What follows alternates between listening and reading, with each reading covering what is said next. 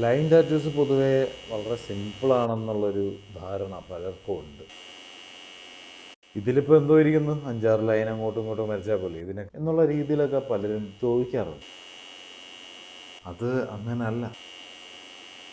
ഏറ്റവും ഡിഫിക്കൽട്ടായിട്ട് ചെയ്യേണ്ട tattoo വർക്ക്സാണ് line tattoo works. തുടക്കം തൊട്ട് ഒടുക്കം വരെ ഒരേ കോൺസെൻട്രേഷനിൽ ഇരുന്ന് ചെയ്യേണ്ട വർക്കുകൾ.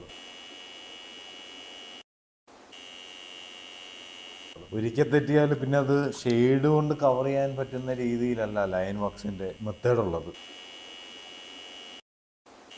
തെറ്റിയാൽ പിന്നെ അത് തെറ്റ് തന്നെയാണ്, അത് അവിടെ തന്നെ കിടക്കും, നമ്മളെ ഒരു മാറ്റാൻ പറ്റാത്ത തെറ്റായി. ഏറ്റവും പ്രയാസമേറിയ വർക്കുകൾ ലൈൻ വർക്കുകളാണെന്ന് പറയുമ്പോഴും